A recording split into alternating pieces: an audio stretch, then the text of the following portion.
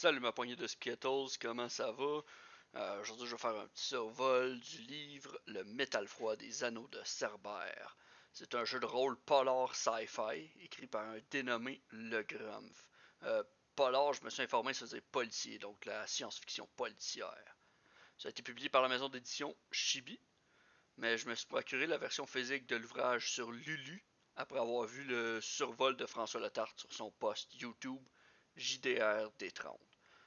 Le lien vers son vidéo est dans la description si vous voulez aller le voir.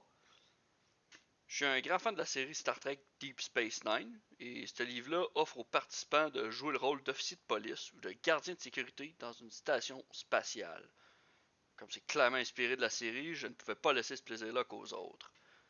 En plus, le livre physique n'est que 19$ sur Lulu et fait environ 200 pages.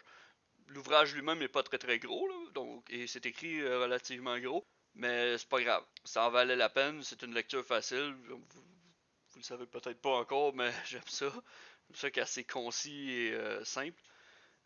C'est un jeu de rôle complet sans pour autant vous donner un cadre imaginaire fixe. À la place, le livre va vous aider à faire les enquêtes et à créer une station spatiale en vous posant une douzaine de questions. Il y a même des suggestions pour répondre à ces questions-là. Et il vous encourage, le maître de jeu, à élaborer sur les détails des réponses des joueurs pendant que eux ils font leur personnage. Ou après la première partie, si vous reste encore du temps. Parlant de création de personnages, il y a deux aspects que j'ai vraiment aimés, dont la motivation et ce que le livre appelle les crédits sociaux. On parle pas des crédits sociaux de Klaus Schwab, on parle juste du nom de la règle dans le jeu. Ok.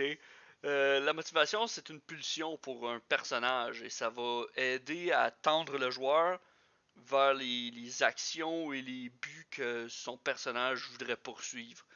Ça encourage énormément le jeu de rôle, puis moi je suis vraiment content de voir ça dans le livre.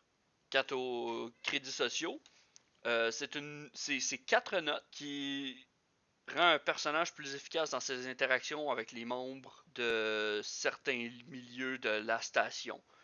On parle ici d'une note pour les salons ou les endroits qui sont occupés par les aristocrates.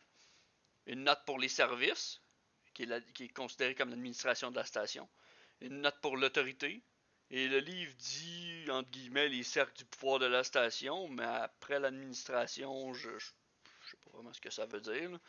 Peut-être que c'est pas l'administration qui est vraiment au pouvoir, mais en même temps, je trouve que c'est un petit peu bizarre de comme impliqué que toutes les aventures devraient se produire avec un conflit entre les autorités et les services. Mais peu importe. Puis il y a une note pour les coursives, donc il est fréquenté par la classe moyenne ou discret.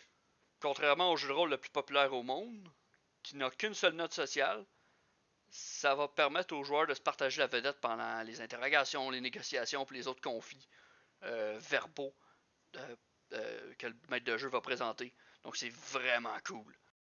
Après ça, le restant de la création de personnages est pas mal standard. Hein? Tu choisis parmi une liste de compétences puis tu les notes sur ta feuille de personnage.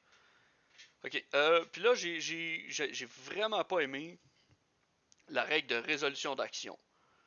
Je vais pas aller dans les détails parce qu'honnêtement, je pense que ça serait un petit peu de perte de temps de vous dire que je l'ai pas compris puis de passer au travers de toutes les informations de toute façon. Mais j'ai vraiment pas aimé ça. On va en revenir dans pas trop long. Puis un petit, bon en anglais ils appellent ça un nitpick, là, une petite plainte qui est pas vraiment une plainte, mais j'aime vraiment pas comment que la note d'expérience pour la progression des personnages est nommée dans ce jeu. Euh, dans le fin fond, le livre il dit un joueur obtient un point à la fin d'une session, un autre point à la fin d'un scénario, et un ou deux autres points à la fin d'un arc ou d'une campagne. Parce que passer le premier point, un maître de jeu ou un joueur, je sais pas, je me rappelle plus si c'est vraiment bien expliqué dans le livre, mais c'est quoi un arc? Est-ce que c'est un arc narratif? C'est quoi une campagne? Tu sais, ça c'est du vernaculaire de jeu de rôle. À la place, ma recommandation, ça serait d'utiliser le vocabulaire que tu as établi dans le livre. Donc, résoudre une enquête ou arrêter un coupable te donne une note d'expérience supplémentaire, là, ton deuxième point. Puis démanteler un réseau criminel, chose qui est écrite dans le livre étant une conspiration, donc un réseau qui est tellement grand que ça te prend, on assume plusieurs sessions pour le démanteler, Mais ça pourrait donner 1 ou 2 autres points d'expérience supplémentaires une fois que les joueurs ont fini de démanteler ça. C'est tout simple que ça, là. Comme je vous ai dit, c'est un nitpick. T'sais, un arc narratif, c'est sûr que le maître de jeu et des joueurs sont capables de réaliser ça, mais en même temps, je trouve que c'est un petit peu. C'est juste pas aussi clair que ça pourrait l'être. Mais en dehors de ça, le livre est très bon. Hein? Comme j'ai dit plus tôt, le livre, il t'offre pas un univers imaginaire dans lequel jouer. À la place, il t'offre des conseils, des angles thématiques et narratifs et des tableaux aléatoires pour t'aider à faire ton propre cadre de jeu avec tes joueurs en plus. Il y a même une liste de lieux que l'on pourrait retrouver dans une station spatiale pour t'aider à élaborer là-dessus. Puis des conseils fantastiques au sujet de l'improvisation des enquêtes. Moi, je vous recommande ce livre-là si vous êtes un meneur de jeu, même si vous n'allez pas y jouer. Je pense pas que je vais faire ça moi non plus. Parce que le matériel, au-delà des règles, va enrichir vos connaissances. De mon côté, c'est sûr que je vais essayer de modifier des règles de mes jeux de rôle favoris pour inclure une forme de pointage pour les milieux sociaux. Je trouve que c'est vraiment une bonne idée. Sur ce, pouce bleu usé, commentez pour survolter l'algorithme de référencement et partagez la vidéo si vous avez aimé ça. Merci beaucoup et prenez soin de vous.